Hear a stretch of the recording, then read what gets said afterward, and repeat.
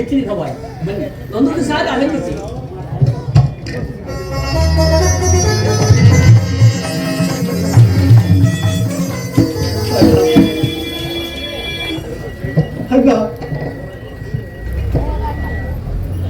ಬಟ್ಟೆ ಕಾಮನ ಹೊತ್ತು ಆವರಣ ಉಂಡು ಉಂಡು ಕೃಷ್ಣಾಂಗ ಭೋಜನವನ್ನು ತೆಗೆದುಕೊಂಡು ರತ್ನ ಖಚಿತವಾದ ಸಿಂಹಾಸನದ ಮೇಲೆ ಆರಾಧಿಸಬೇಕಾದ ನೀರು ನಾಡಿನ ಉಂಟು. ಅಗ್ರಜ, ಈ ಕಾಡಿನಲ್ಲಿ ಹಳೆಯನ್ನು ನೋಡಿ ನನ್ನ ಮನಸ್ಸಿಗೆ ಅಗ್ರಜ, ನಾನು ಈ ರೂಪದಲ್ಲಿ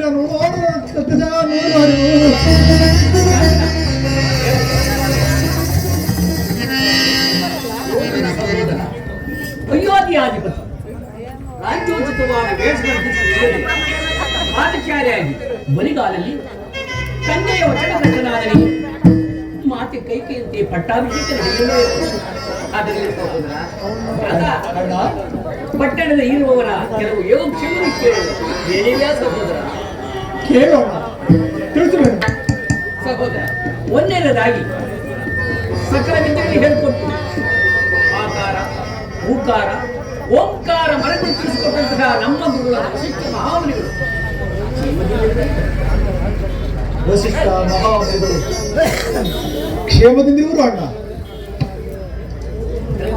ಎರಡನೇದಾಗಿ ತಂದೆಯಂತೆ ಪಾಲಿಸಿ ಪೋಷಿಸಿ ರಾಜ್ಯ ಸೂತ್ರ ಮಂತ್ರಗಳನ್ನು ಹೇಳಿಕೊಟ್ಟಂತಹ ಸುಮಂತ್ರ ಬರೆಯರು ಮಂತ್ರಿ ಸುಮಾತ್ರರು ಕ್ಷೇಮದಿಂದಿರುವರು ಅಣ್ಣ. ಮೂರನೇದಾಗಿ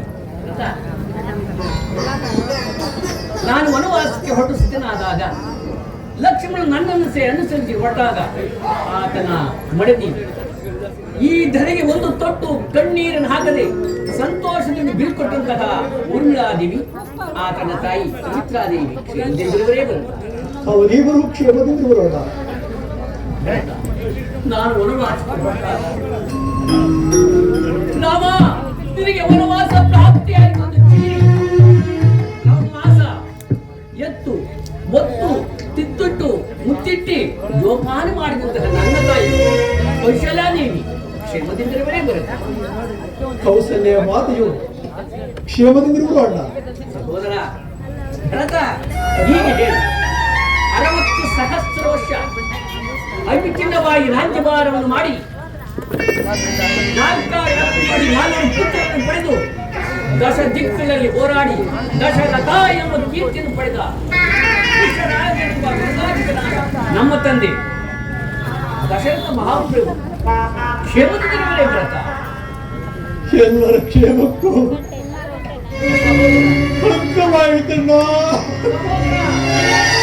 ನಾಚ ಬೇಡ, ವಿಚಾರಿ ಏನೆಂಬುದಾಗಿ ಸಹೋದರ ವಿಚಾರ ಏನೆಂಬುದಾಗಿ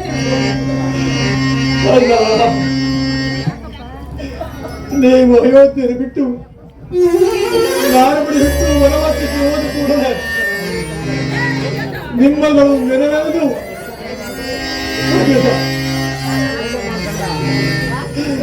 ತಂದೆಯರು ಸ್ವರ್ಗಸ್ಥರಾಗುವಾಗ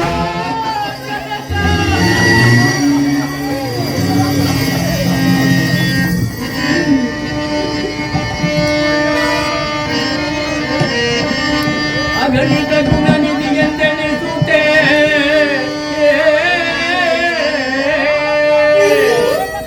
ಶಾಂತರಾಗು ಶಾಂತರಾಗು.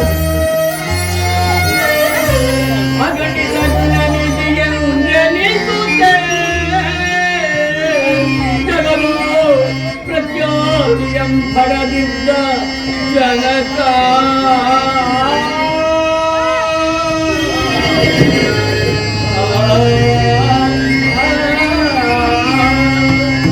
ದಶರಥ ಚಕ್ರವರ್ತಿ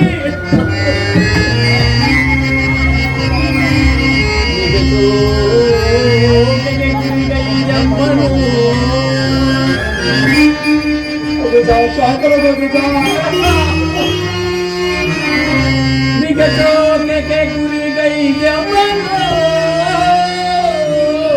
ಸುಗುಣರೇ ಪರಲೋಕವ ಸೇರ್ತೆಯ ಜನಕ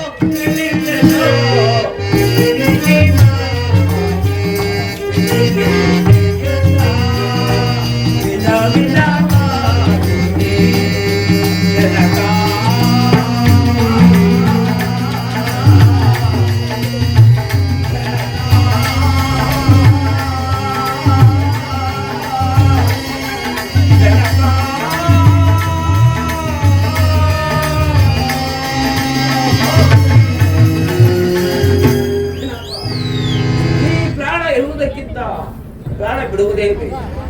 ಕೆಲವು ಮರಕ ಇದೆಲ್ಲವನ್ನು ಈಗಲೇ ಸಂಬಂಧಿಸಿದೆ.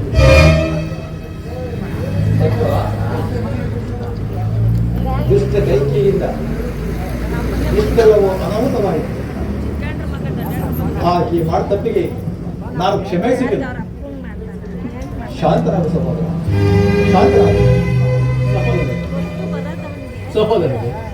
ಹಾಗೆ ಒಂದು ಕಾರ್ಯಕ್ಕೆ ಚಿಂತಿಸಿ ಫಲವೇ ಮುಂದೆ ಆಗಬೇಕಿದ್ದ ಕಾರ್ಯವನ್ನು ತಿಳಿಸಿಕೊಂಡು ಅದರಲ್ಲಿ ಪತಿ ವಿಯೋಗದಿಂದ ದುಃಖಿಸುತ್ತಿರುವ ಮಾತನ್ನು ಸಮಾಧಾನ ಪಡಿಸಿಕೊಂಡು ರಾಜಭಾರವನ್ನು ಮಾಡಬಾರ್ದಾಗಿದ್ದೇ. ನೀನಿಲ್ಲದೆ ನಾನು ಅದಗಳಿಗೂ ಅಗಜ ನೀನು ಬಂದು ಅಯೋಧ್ಯಾಪತಿಯಾಗಿ ಸಿಂಹಾಸನವಾಗಿ ರಾಜ್ಯಭಾರ ಮಾಡುತ್ತೆ ವಾಸಭೋಗ ಪಿತೃವಾಕ್ಯ ಪರಿಪಾಲನೆ ಮಾಡುವುದು ಮಕ್ಕಳಾದ ನಮ್ಮ ಕರ್ತವ್ಯವಿದೆ. ತಂದೆಯವರು ಪಿತೃವಾದ ಎಂದೆನಿಸದೆ ಆತನ ಆಜ್ಞೆಯನ್ನು ಮೀರಿ ಈ ಲೋಕದಲ್ಲಿ ಬದುಕಿದ ಫಲವೇನೂ ಲಕ್ಷ್ಯ. ಆದ್ದರಿಂದ ಜಾಗೃತಿಯಾಗಿ ಪಟ್ಟಣಕ್ಕೆ ಹೋಗಿ ಪಟಾಪಿತನಾಗಿ ನಾನು 14 ವರ್ಷ ಮುಗಿದ ತಕ್ಷಣವೇ ಪಟ್ಟಣಕ್ಕೆ ಬರುತ್ತೇನೆ.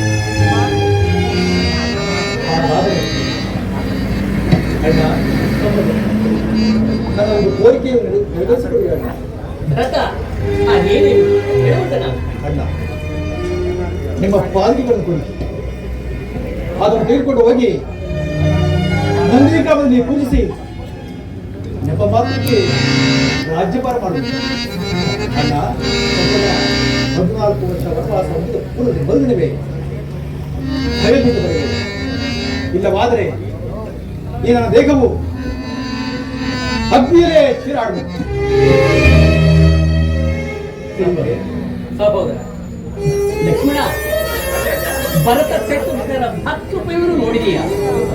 ಅದಕ್ಕೋಸ್ಕರ ಯಾರ ಮೇಲೂ ದೂಷಿಸಬಾರದು ಲಕ್ಷ್ಮಣ. ಹಾಗೆ ಆತ ನಿಜದಂತೆ ಆಗಲಿ. ಇದು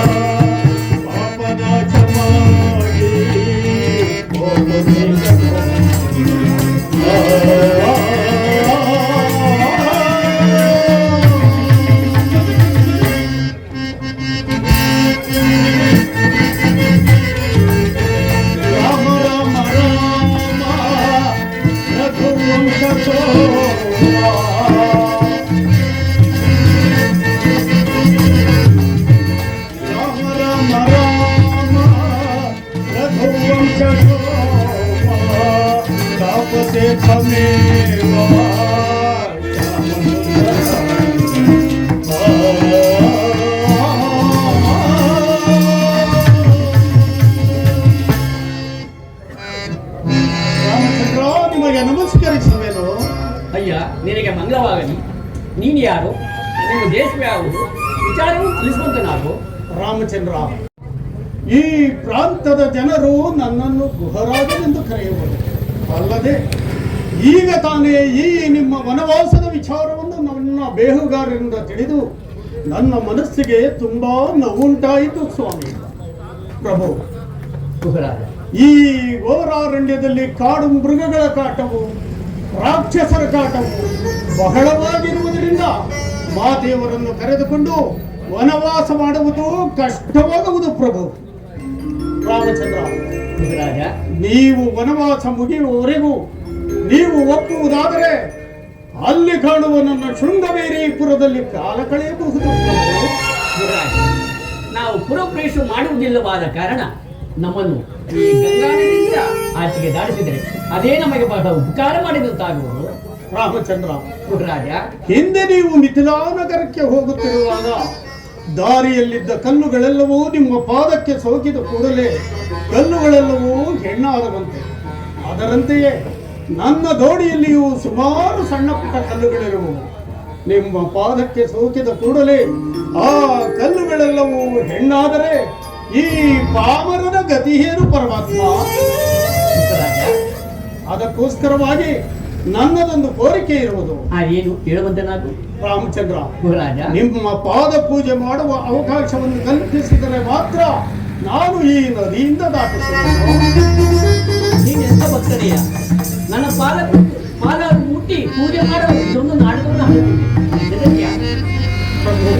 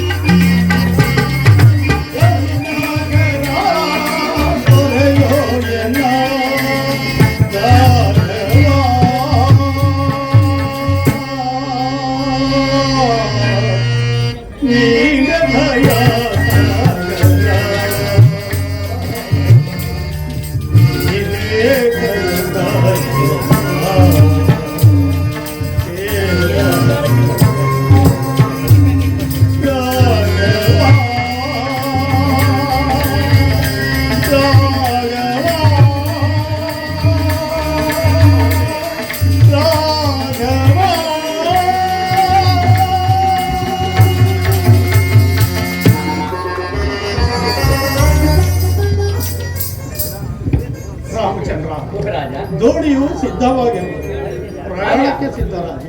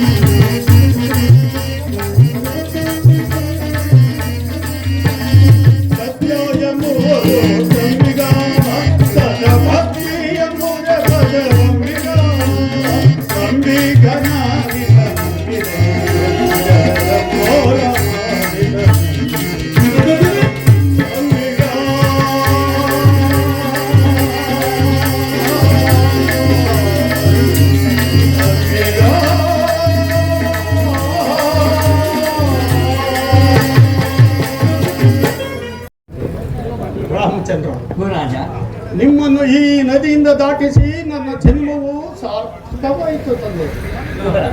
ಈ ನದಿನ ದಾಟಿ ನಮ್ಮ ಬಹಳ ಉಪಕಾರ ಮಾಡಿರು, ನಿನಗೆ ಮಂಗಳವಾಗಲಿ. ನಾನಿನ್ನು ನಮ್ಮ ಪಟ್ಟಣಕ್ಕೆ ಹೊರಡುವೆನು.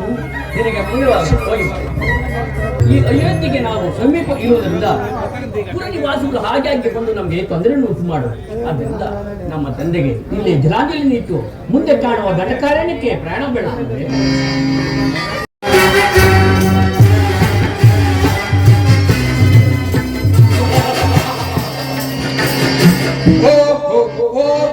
ಮೇವು ಬರಲಿ ಹೋ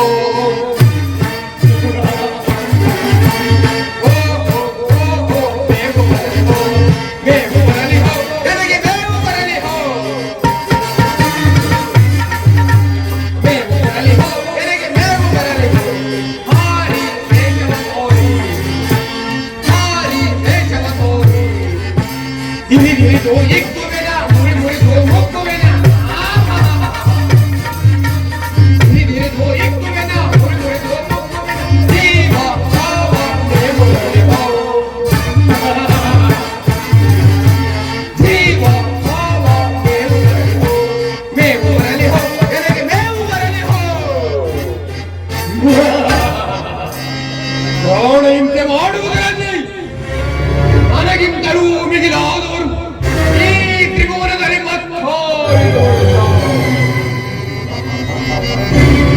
ನಮ್ಮಣ್ಣರಾದ ಪರ್ಣಾಲಂಕದೀಶ್ವರದಿಂದ ಆ ಪಾಪಿಸಲು ಬಿಟ್ಟು ಅಂದಿನಿಂದ ಇಂದಿನವರೆಗೂ ಈ ನನ್ನ ದಂಡಕಾರಣ್ಯವನ್ನು ನಾನೇ ಪರಿಪಾಲಿಸುತ್ತಾ ಬಂದಿರುವುದು. ಈ ದಿವಸ ನನ್ನ ಮಗನ ಹಾಲು ಸೂರ್ಯನನ್ನು ಕುರಿತು ಘೋರವಾದ ತಪಸ್ಸನ್ನು ಆಚರಿಸಿ ಅಮೋಘವಾದ ಅಸ್ತ್ರವೊಂದನ್ನು ಪಡೆಯಬೇಕೆಂದು ಇಂದಿಗೆ ಅವರ ತಪಸ್ಸು ಪರಿಪೂರ್ಣವಾಗಿರುವುದು. ಈಗಲೇ ಅವರಿಗೆ ಬೇಕಾದ ಮದ್ಯ ಮಾಂಸಗಳನ್ನು ಸಿದ್ಧಪಡಿಸಿಕೊಂಡು ಆನಂದದಿಂದ ಅವರನ್ನು ಎದುರು ನೋಡುವೆನು. ಮಗನೇ ಶಂಭುಕಾಸುರ, ಅಲ್ಲಿರುವೆಯಾ? ಬರುವೆ.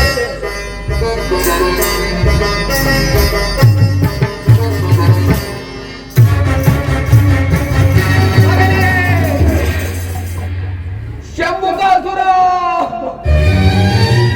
ಅಯ್ಯೋ ಕಂದ, ಮಗನೇ ಶಂಭುಕಾಸುರ, ಎದ್ದ ಒಳಗೆ ಕಿಚ್ಚಿಟ್ಟೆಯ ಕಂದ. ಶಿರಚ್ಛೇದನ, ಶಿರಚ್ಛೇದನ, ಬಿಸಿಯಾದ ರಕ್ತ, ಬಿಸಿಯಾದ ರಕ್ತ. ಈ ರಕ್ತವನ್ನು ನೋಡುತ್ತಿದ್ದರೆ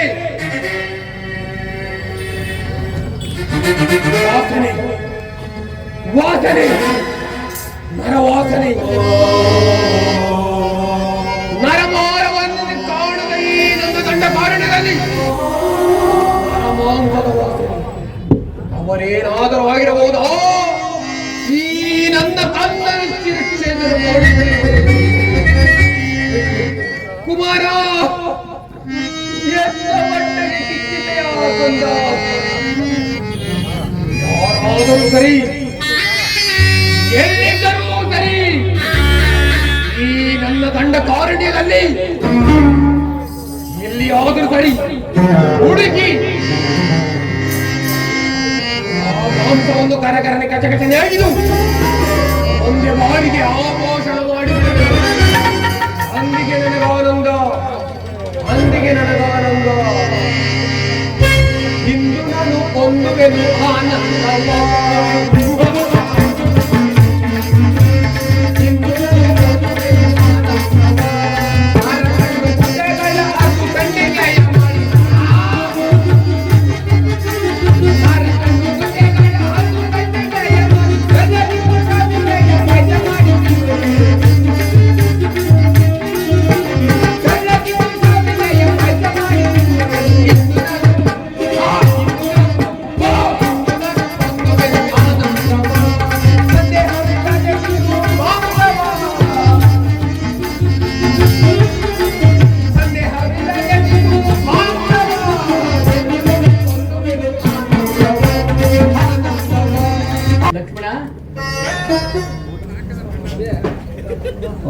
ಬಹಳ ಹಸುವಾಗ್ತದೆ.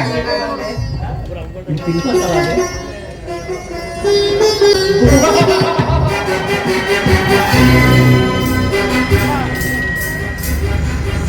ವಾಸನೆ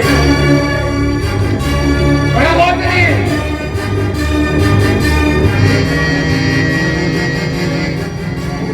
ನನ್ನ ನಾಸಿಕವು ಮೋಸವಾಗಲಿಲ್ಲ.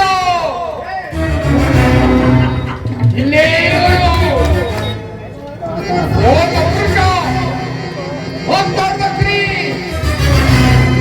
ಇವರೇನಾದರೂ ಆಗಿರಬಹುದು. ನನ್ನ ಮಗ ಶಂಭುಕಾಸುರನ ಪಾಪಿಗಳು ಇದ್ದರೂ ಇರಬಹುದು. ಇವರನ್ನು ಒಂದೇ ಬಾರಿ ಹೇಗಿದ್ದು ನುಗ್ಗಿ ನನ್ನ ಉದರದ ಕಿಚ್ಚನ್ನು ಆರಿಸಿಕೊಳ್ಳುವೆನು.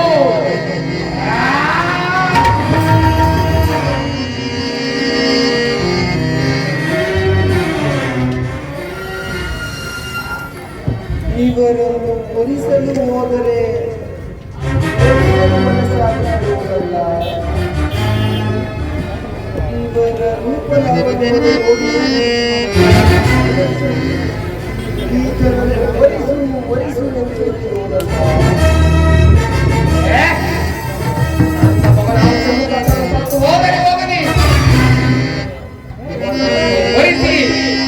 ಇವನಂತಹ ಹತ್ತು ಮಕ್ಕಳನ್ನು ಒಂದ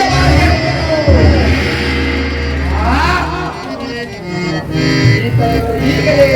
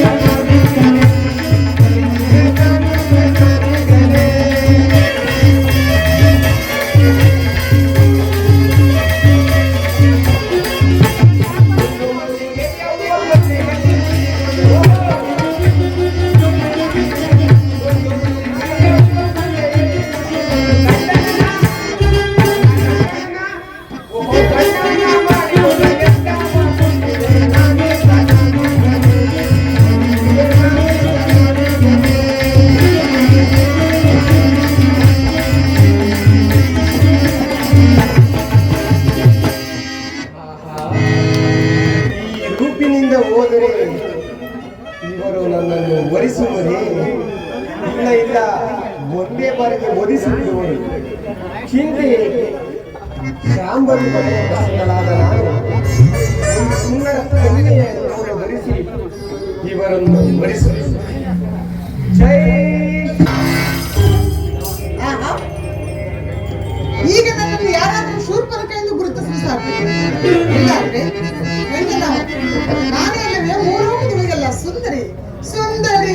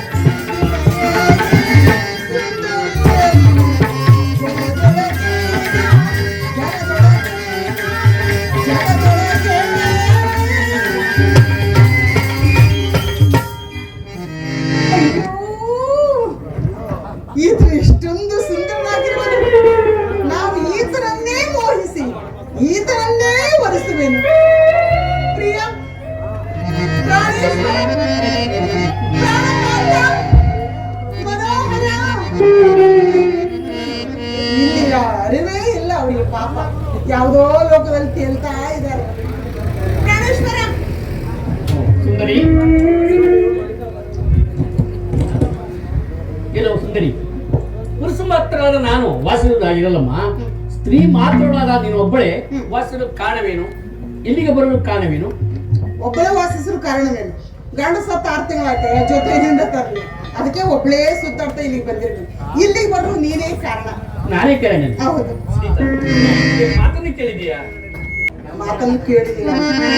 ನಿನ್ನ ಸುಂದರವಾದ ರೂಪವನ್ನು ಕಂಡು ನನ್ನ ಮೈಯೆಲ್ಲ ರೋಮಾಂಚನ ನಿನ್ನನ್ನೇ ಒರೆಸಬೇಕೆಂದು ಅಲ್ಲಿಂದ ಇಲ್ಲಿವರೆಗೆ ಓಡ್ಬೇಕು. ಅಮ್ಮ ಸುಂದರಿ, ಹಾ ನಾನು ಏಕಪತ್ನಿ ವ್ರತಸ್ಥನು. ಹಾ ಹಾ 12 ಸರಿಯಾಗಿ ನೋಡಲಿಲ್ಲ. ಆದ್ದರಿಂದ ನನ್ನ ಅಡುಗಡೆ ನೀನೇ ಬೇಡ, ನೀನು ಬಂದು ದಾರಿ ಹಿಡಿಯುವ ನೀನು ಏಕಪತ್ನಿ ವ್ರತಸ್ಥನು. ಹೌದು. ಆದ್ರಿಂದ ನನ್ನ ಮದುವೆ ಆಗಲಿ ಸಾಧ್ಯವಿಲ್ಲ. ಇಲ್ಲ. ಅಯ್ಯೋ, ಅದಕ್ಕೆ ಯಾಕೆ ಎಷ್ಟು ಚಿಂತೆ ಮಾಡ್ತೀಯ? ಎಂತೆಂತ ಸಮಸ್ಯೆಗೆ ತಲೆ ಕೆಡಿಸ್ಕೊಳ್ಳೋಣ ನಾವು. ಇದೊಂದು ಸಮಸ್ಯೆ, ಇದಕ್ಕೊಂದು ಪರಿಹಾರ ಹೇಳುವ ಕೇಳು. ಅದೇನು ಹೇಳು? ಅವಳು ಬಿಟ್ಟುಗಳು, ನಾನು ಕಟ್ಕೋ, ಅಷ್ಟೇ ಸುಲಭ. ಅಲ್ಲಯ್ಯ, ಮದುವೆ ಆದಾಗಿಂದ ಇವಳ ಜೊತೆಗೆ ಇದೆಯಲ್ಲ, ನಿನಗೇನು ಅನ್ಸಲ್ವ? ದಿನ ಅದೇ ಮುಖ ನೋಡ್ತಾ ಇದ್ರೆ ಬೇಜಾರ ಅವಾಗ ಬದಲಾಯಿಸ್ತಾ ಇರ್ಬೇಕು. ಅಂದ್ರೆ ಜೀವನೋತ್ಸಾಹ ಹೆಚ್ಚಾಗುತ್ತೆ. ಬಿಟ್ಟು ಅದೇ ಮನೆಗೆ ಹೋಗೋದು, ಅದೇ ಮುಖ ನಿನ್ನ ದೇಶ ಯಾವುದು? ನಿನ್ನ ಹೇಳಿದೆ. ಮೊದಲು ನನ್ನ ಪರಿಚಯ ಮಾಡಿಕೊಳ್ಳುವೆ. ನಾನು ಲಂಕಾಧೀಶ್ವರನಾದ ರಾವಣನ ಸಹೋದರ. ಶೂರ್ಪನಖ ಎನ್ನುವರು. ಇನ್ನು ನಮ್ಮ ಆತ್ಮೀಯ ಸ್ನೇಹಿತರು ತುಂಬಾ ದಿನಗಳ ಮೇಲೆ ಸಿಕ್ಕಿರ್ತಾರಲ್ವಾ, ಅವಾಗ ಪ್ರೀತಿ ಹೆಚ್ಚಾಗಿ ಶುರು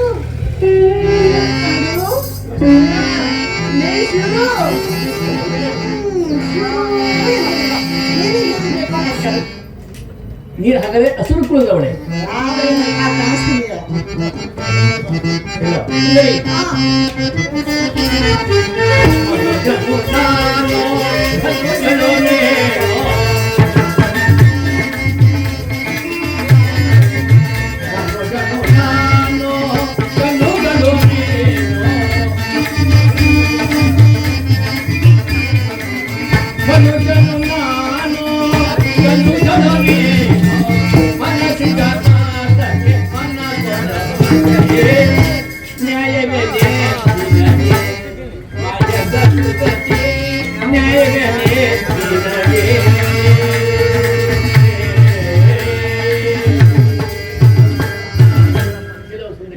ನಾನಾದರೂ ಮನುಷ್ಯ ಕುಲದವನು, ನೀನಾದರೂ ರಾಕ್ಷಸ ಕುಲದವನು. ಇದು ಹೇಗೆ ಸಾಧ್ಯ? ನೀನೇ ಹೇಳು. ಸಾಧ್ಯ ಮಾಡ್ಕೊಂಡ್ರೆ ಎಲ್ಲ ಆಗುತ್ತೆ. ಸುಮ್ಮನೆ ಹೂ ಅಂದ್ಬಿಡಿ. ಇವತ್ತೊಂದು ದಿನ ಮಟ್ಟಿಗೆ ಹೂ ಅನ್ನ, ನಾಳೆ ಮತ್ತೆ ಕೆಲವು ಸುಂದರಿ, ನಿನ್ನ ಕಾರ್ಯವಾಗಬೇಕಾದ್ರೆ ನನ್ನ ಮಾತನ್ನು ಕೇಳು. ನಿನ್ನ ಕಾರ್ಯವಾಗಬಹುದು. ಏನ್ ಮಾಡ್ಬೇಕು ನಾನು? ಅಲ್ಲಿ ಆ ಕಡೆ ನೋಡು, ನನ್ನ ಸಹೋದರ ಲಕ್ಷ್ಮಣನಿರುವನು.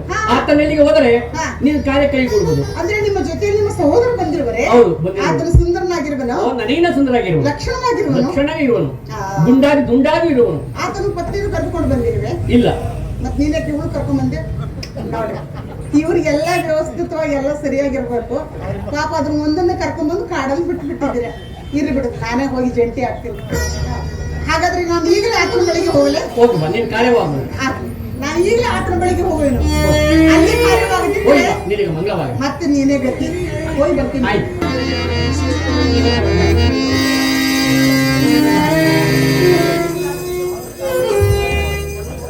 ಪ್ರಿಯಾ, ಪ್ರಿಯಾ, ಓಹೋ, ಆತನು ಹೇಳಿದ ಹಾಗೆ ಆತನ ಸಹೋದರನು ಈತನೇ ಆಗಿರ್ಬೇಕು. ಹೌದು, ಆತನು ಹೇಳಿದ ಹಾಗೆ ಈತನೇ ಸುಂದರನು. ಆತನು ಕರಿಯನು, ನನಗೆ ಈತನು ಕೆಂಪು ದುಂಡಿಗೆ ನನಗೆ ತಕ್ಕವನಾಗಿರುವನು. ಆಹಾ, ಎಂಥ ಸುಂದರನೀತ ಈ ಸುಂದರ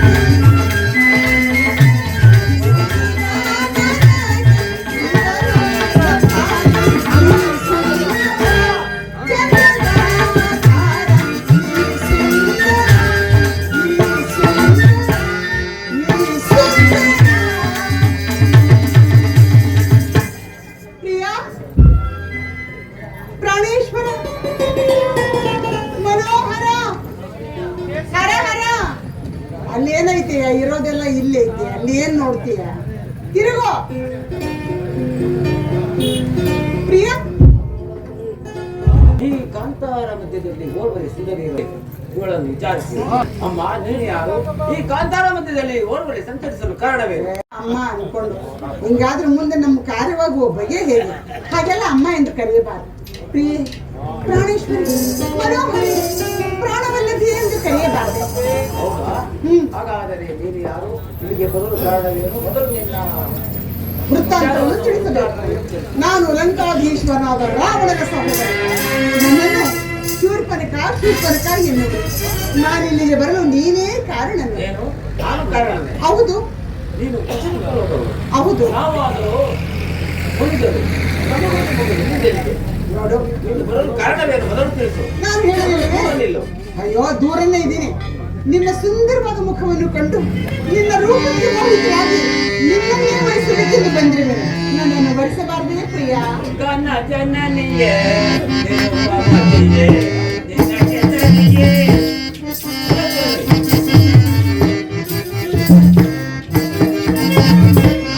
ಕನ್ನ ಜನನಿಯೇ ದೇವಮತಿಯೇ ನಿನ್ನ ಜನನಿಯೇ ಗೌರವದ ಮೇರೆಗೆ ಬರಿಯ ನಿನಗೆ ತರಿಯದೆ ಕನ್ನ ಜನನಿಯೇ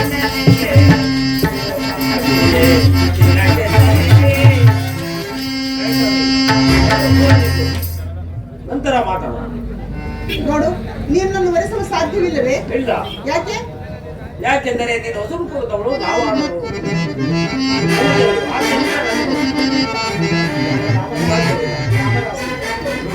ನಾನು ರಾಮರಾಜನು, ಆದ್ದರಿಂದ ನಾನು ನಿನ್ನ ಹೊರಿಸಲು ಸಾಧ್ಯವಿಲ್ಲ. ಓ ಬಿಡು, ಗೊತ್ತಾಯ್ತು.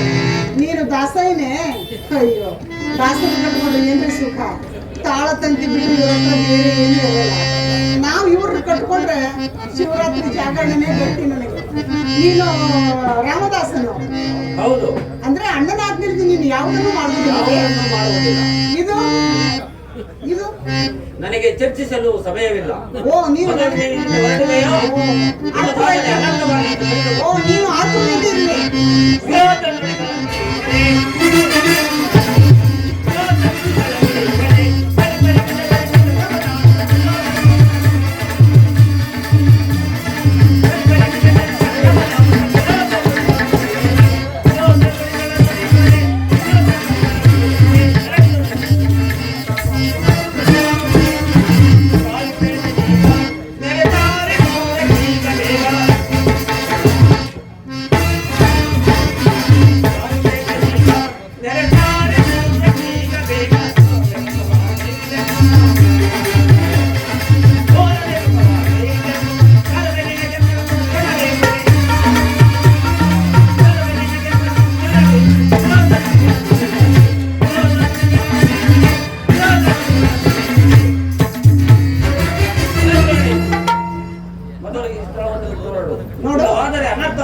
ನೋಡು, ನೀನು ಕೋಪಿಸ್ಕೊಳ್ಬೇಡ. ನನಗೂ ಈಗ ಸಮಯವಿಲ್ಲ. ನಾನು ನಿಮ್ಮ ಅಣ್ಣನ ಬಳಿಗೆ ಹೋಗಿದ್ದನು. ಅವರು ನಮ್ಮ ತಮ್ಮನ ಬಳಿಗೆ ಹೋಗು ಎಂದು ಹೇಳಿದ್ರು. ಅದಕ್ಕಾಗಿ ಇಲ್ಲಿಗೆ ಬಂದೆ.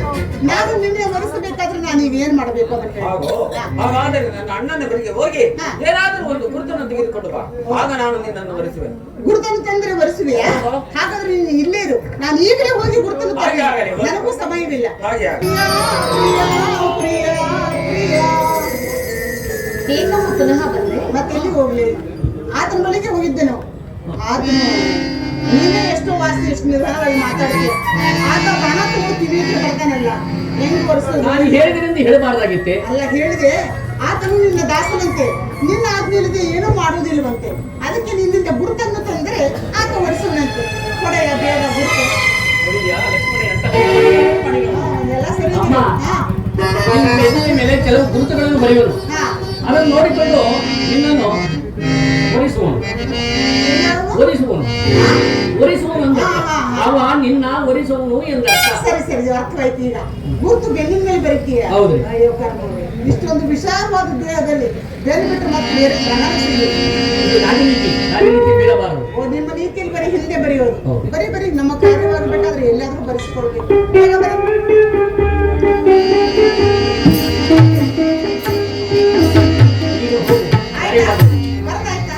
ಹಾ, ಹಾಗಾದ್ರೆ ನಾನು ನಿನ್ನ ಗಂಡ ಪ್ರಿಯ.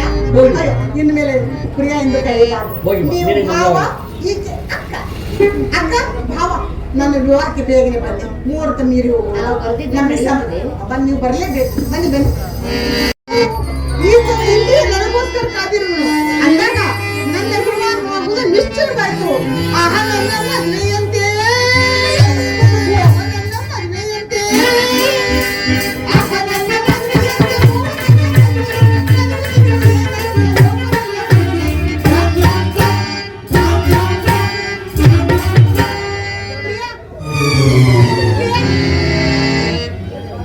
ಗುರ್ತನ ತಂದಿರುವೆನು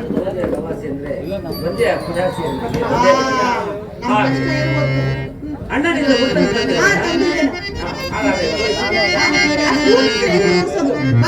ನೋಡು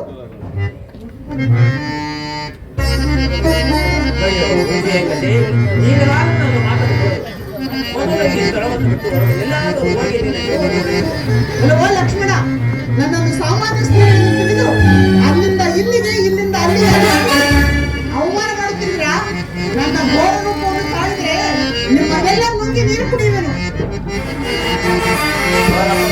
ನಡೆಯದೆ ಮನ ದೊಡ್ಡ